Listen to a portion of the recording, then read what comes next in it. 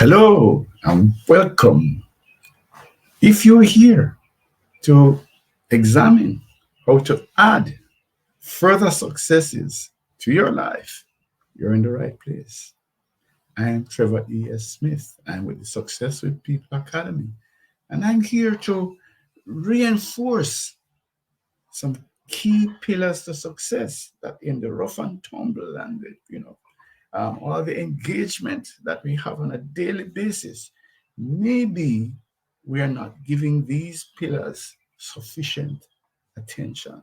And so that's my task. You'll be here maybe not as long as 30 minutes. So please put aside the distractions and let us engage in this very important subject. Three keys to success. So, basic agenda is that I'll provide a context, and then we're going to look at the three pillars. This is really more reinforcement. This is not new stuff, but sometimes, as I say, we have put these things in the sort of the background, as frontal, frontal as we should have them. So it will be faith, it will be knowledge, and the whole question of networking. And of course, as usual, we want to have our live cast issues reinforced and applied. So we will have a look at that. So what's the context? So let me just ask some questions, really. And for me, there is a continual quest for additional accomplishments, additional forward movement, if you want to look at it. So, my question to you is, would you deny that you want to be successful or even more successful? Clearly, more, you're all successful in many different ways. So, are you still in the business of succeeding? That's the question. And then there's the other question now. Do you have a sense that you have achieved all your goals and objectives? Are you sort of, yes, I'm there, I'm done? Or are there things that you're still striving to accomplish? And I'm using the word striving deliberately. I open them to examining alternative strategies and approaches. Are you fixed? I got it nailed. I know what it is I'm doing. So therefore, yeah, I'm not really interested in hearing anything else. However, if your mind is still open, let's have a conversation. I'm inviting you to spend the next few minutes with me as I explore three keys to success that have anchored my life and many, many, many others. All right. So, full disclosure, I am a firm believer in intelligent design. I believe that there's a creator, there's a very wise designer, someone who could conceptualize all the things that we understand as life. So, simple things like what we have copied to call Velcro. I love the concept of the orange, that packaging of juice, So, and we can look at all sorts of design elements. I mean, when I look at my body, even one of the cells, how complex that is. So, yeah, I'm a believer in intelligent design. And if there's intelligent in design, and we are part of that design, what would be the purpose? Is it just a design for design's sake, or is there some connection that is expected, some responsibility, some continuing relationship with us? So that's full disclosure. That's where I'm coming from. The entire life cast is not about that. But if as I believe that this connection is critical, is important in terms of the support that it provides as we move forward and all the other benefits. So that's it. I'm going to, so that is my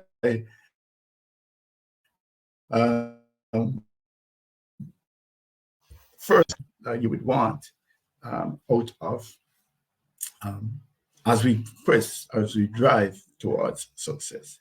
So the concept then, the foundation principle then, is that if we could get to a place where we not only believe that there is intelligent design and that there's an intelligent designer, but that that designer wants good things to happen for us and to us. That belief really undergirds a sense of confidence, a sense of um, a capacity to cope, a capacity to achieve great things. But it also provides us with support for when things don't go the way that we expected. So here's a passage from the scriptures. Again, I believe that instructions have been sent to us to be better aligned to this internal designer. So, for I know the plans I have for you, says the Lord. They are plans for good and not for disaster, to give you a future and a hope. That's Jeremiah 29:11. So, if you believe that things are going to work out because the intelligent designer wants good things to happen to me and for me, it gives you a powerful edge. It boosts our confidence. And confidence, as you know, confidence is, an amazing driver of success. Uh, People who are doubtful, people who um, have low self esteem, they struggle to achieve goals. However, those of you, those of us who are confident, those of us who believe in ourselves, for those of us who believe in the capacity, and those of us who understand that the intelligent designer wants us to achieve great things to his glory, that gives us an extra edge. It's like we're playing football with a 13th or a 12th man. That's it. And so that's a suggestion then as to let us step back a little bit and reinforce this factor as part of our success strategy, that ongoing understanding that there's a connection with the intelligent designer, and that by relying on that connection and continuing to believe that the intelligent designer wants good things to happen to me and for me, it's going to make a huge difference in how we perceive things, in how we process incoming information, in how we send out information. It's just going to be a different sense. So we have a project that we're working on, and our mindset is that it's going to work out. Well, it's not doubtful. It's not that I, don't feel that I'm capable of doing this. It's a different mindset.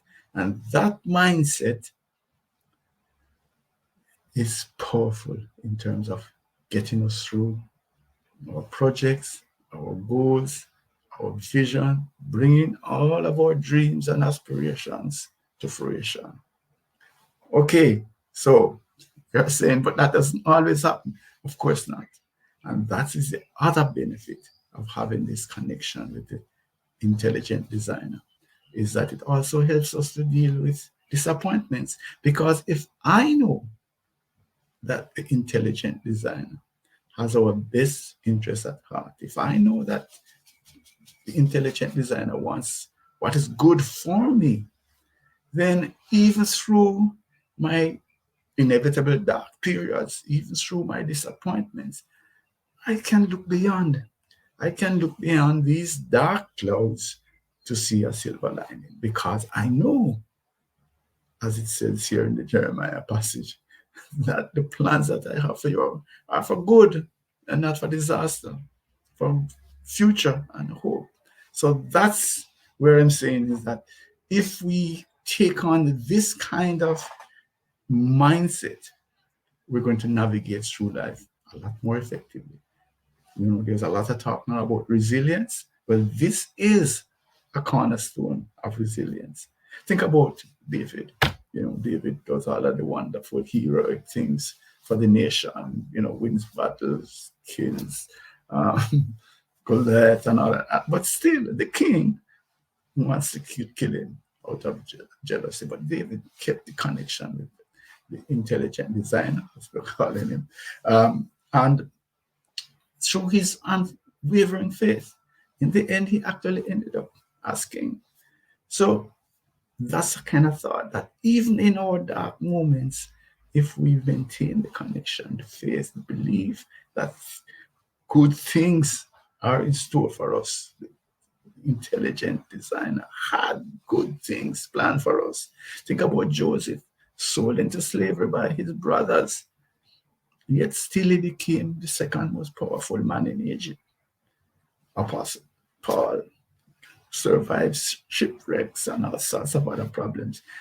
All I'm saying is it helps us in a very significant way if not only do we accept that life is as a result of intelligent design, but that the intelligent designer has an ongoing interest in us and wants good things to happen to us and for us.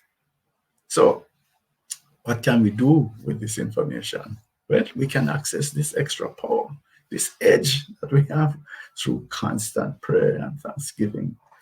I ask for guidance from the intelligent designer, ask for protection. Let me just say something for those who, let me just reinforce something about prayer and the power of prayer. So here's a clinical study, and there are a number of them. This one was done in South Korea, where infertile women were in a process for in vitro fertilization. And in the process, neither the patients, the people who prayed for them were in the US. So the patients, the providers, the doctors, even the statisticians, nobody knew who was being prayed for and who was not. And as it turned out, the people who were being prayed for had double the success rate. So 50% as against 26%. So this kind of study just shows that there is power in prayer. And sometimes, as I say, in the rush around in life, sometimes we neglect to pay sufficient attention to these issues. Throwing it out. So that's keys to success. Again, as I'm saying, I just want to reinforce things. I just want us to stop and to remember these three factors and to bring them to proactively to the forefront of our minds, that we are actively relying on these three keys to further success. So further application of the faith factor is that since we know that God, our intelligent designer, has our best interests at heart, shouldn't we just give him control over our lives? Just make sure that we are aligned to what he wants. So again, I declared already my belief that the scriptures, the Bible, would be his instruction manual for us. And when we look at people who have done what I'm suggesting, which is to give him control over our lives, then the first of all is that they have to believe that there is this intelligent design and that is an intelligent designer, and to seek him, seek some kind of a relationship with him. And obviously then, if we believe this, you have to try. So of Of course, we make all sorts of mistakes, etc. But the overall approach would be to seek to live lives that are pleasing to Him. And also, we see a pattern where um, the individuals have been comfortable sharing their faith that Jesus is the Son of God. And then they commit to, as you see on the image to the right, being baptized for the removal of their sins. Then they're added to the kingdom and they strive to please God for the rest of their lives. Frankly, if you again accept intelligent design and that intelligent designer must have some plan for us, some purpose, then that's a key success point. That's how I would look at it, that, okay, I have obeyed the plan and I have, drawn closer to my designer, intelligent designer. Yeah, that must be a high point of success. But there are other keys to success, other marks of success. And I want to suggest the second key now is pursuit of knowledge. Obviously, if you are listening to me, you're already on a path where you have knowledge as a key. But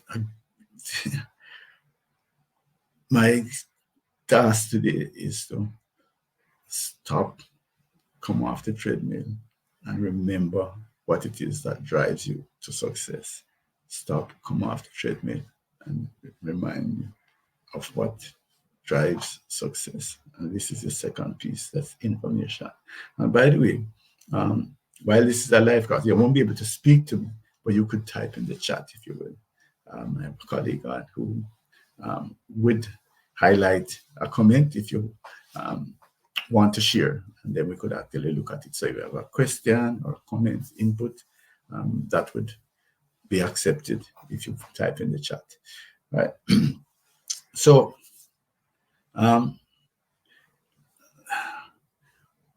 you can see that if you are informed, well informed, if you are an expert, put it this way, in a particular area, etc., you will more influence. You have a better chance of achieving your goals. So knowledge really is power. But the big questions then before us would be, what kind of knowledge is right for me? And what is the best way to get that knowledge? Yeah, we don't just wake up one morning and be an expert. And if so, even so, what area of expertise would be a fit for me? Right. And this is an era in which specialists clearly earn significantly more than generalists.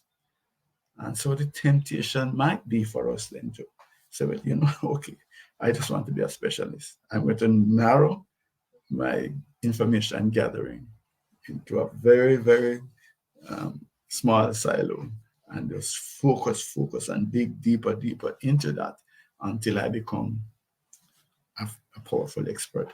That, and believe you me, that makes good sense, because that's basically how you're going to earn a lot more. I would just suggest something though, I invite you to build that specialization, that quest for specialist information, build it on a broad-based platform of knowledge. Why am I saying that? Because sometimes you have specialists or special information that needs to be anchored on a wider platform, so that you can communicate, you can understand where others are coming from, you can understand some of the factors that you might have missed in your laser focus on one particular skill area. So that's what I'm suggesting. So let us say that you decided that you want to be an internal auditor. Maybe that's not, because they are supposed to look at different things. I don't know what specialized here. If you sought to be a programmer, and you just decided to look at one programming language, you might have a suggesting that you would want. And so as we move further up the chain, we're going to require a broad-based set of information. So I suggest that as you read and as you inquire, and I'm suggesting that you have an inquisitive mind, that you actually not only have narrow focus, which you should in some areas, but also acquire information generally. Proverbs 18 and verse 15 says, intelligent people are always ready to learn. Ears are open for knowledge. So that's where we want to go. So, and the question then as to how best to gather useful information. Of course, we are in the information age, so we are flooded. But for me, again, this is reinforcement. This is stuff that you know, but I'm trying to bring it forward because I want you to be proactively engaged with these 3 keys. The key to, I would suggest, is to refine the habit and the skill to ask the right questions at the right time. That's the foundation. Believe you me, if you ask the right questions, and then, there are tons of quotes, on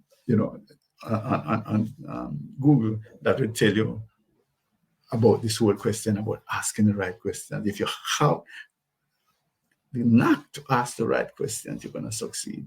Because once you are asking the right questions, the answers will flow. Again, listening to me is the other big issue. I think we could do a PhD course on listening. It's not just hearing, but it is the way that we engage with the incoming information and the way that we are able to critically analyze this information.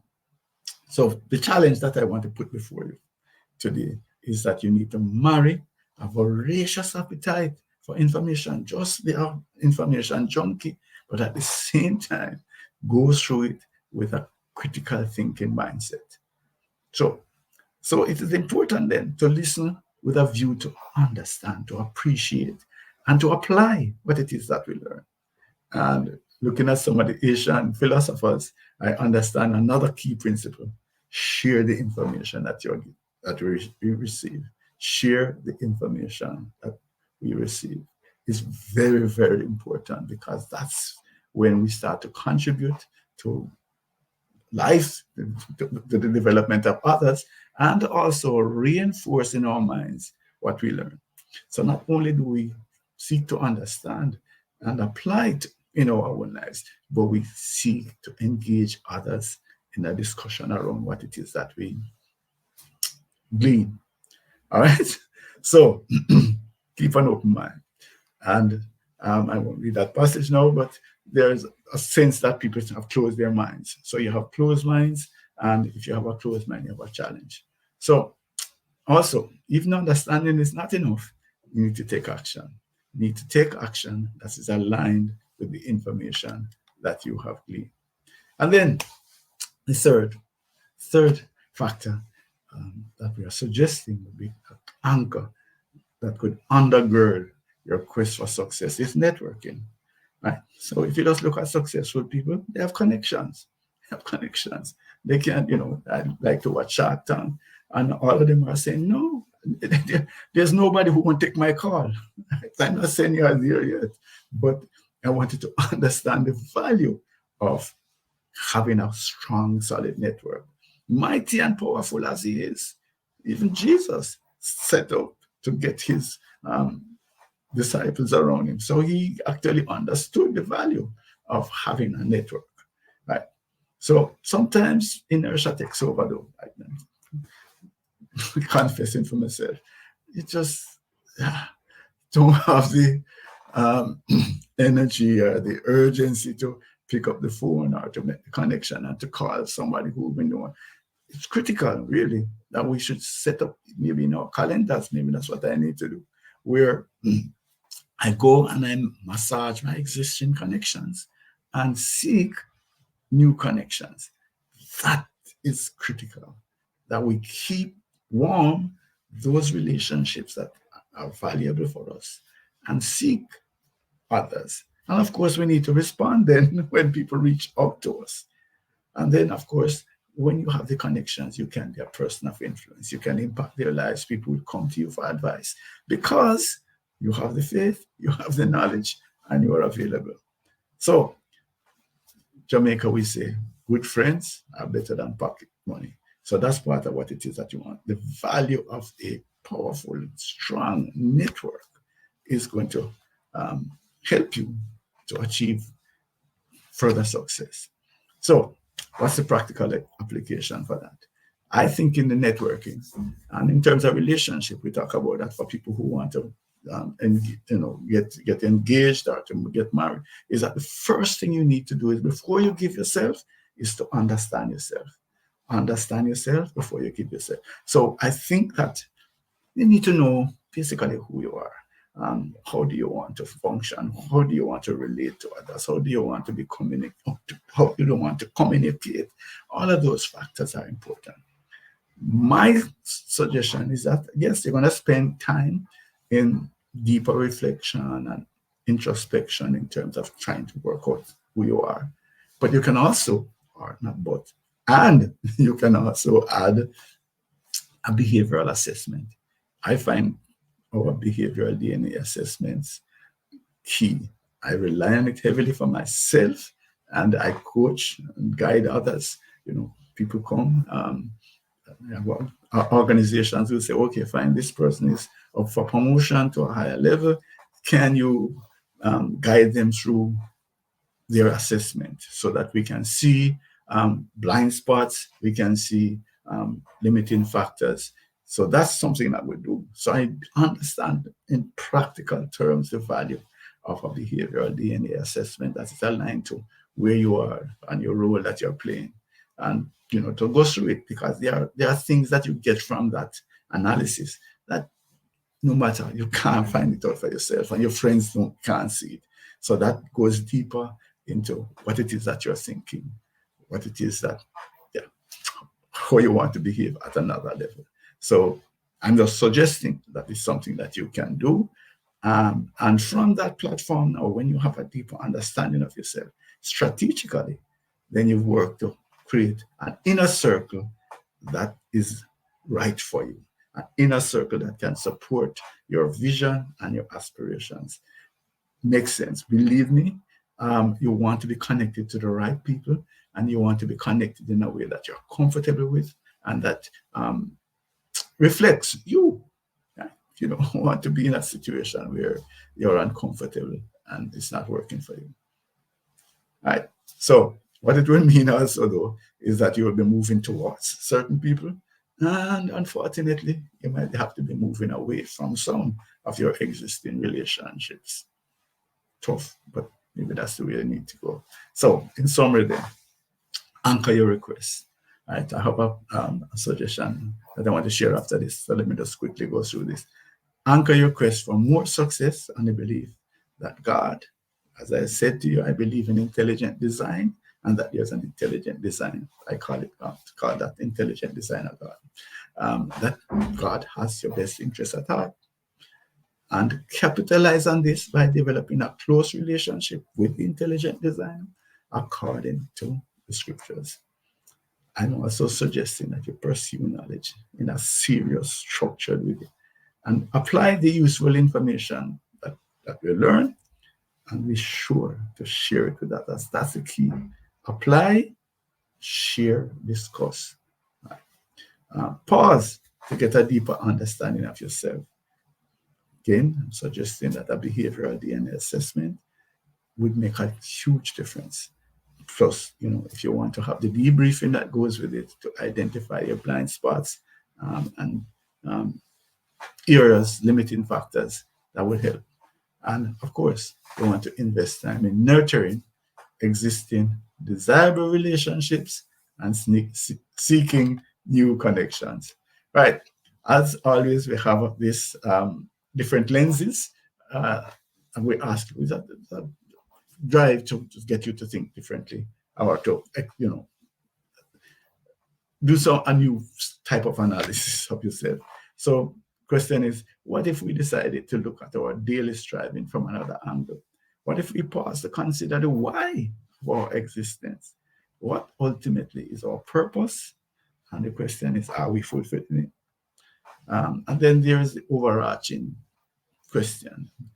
Is there a duty that we have to, to perform? And what if we made a commitment to seriously think and these things for the next 90 days? Leave that thought with you. Take some action. I'm suggesting here, arrange to get a behavioral DNA assessment from Extended Disc. Just send me an email, info@successwithpeople.org, and I get it set up for you. And of course, as I said to you, we can do the companion debriefing where we'll actually go through the assessment with you, help you to understand it, help you how to use it, and then show you some strategies that from your comfort zone, from your level of who you are, what it is that you can do to achieve your goals. So again, send me email, info@successwithpeople.org, but maybe you didn't want to bother with the email. You can actually just send me a direct message at WhatsApp, 1-876-535-6677.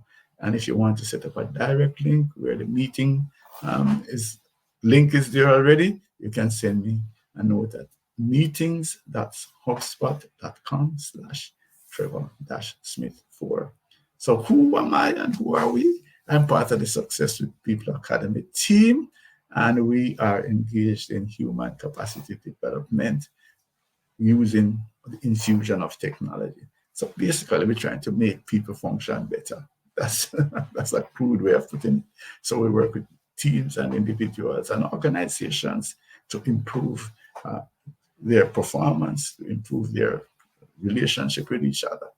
Our technologies are there to support the process. These are enablers. So we have our Spike performance. It's a multifaceted solution that manages performance, manages governance, compliance, learning, has a full service LMS in it, all of those things.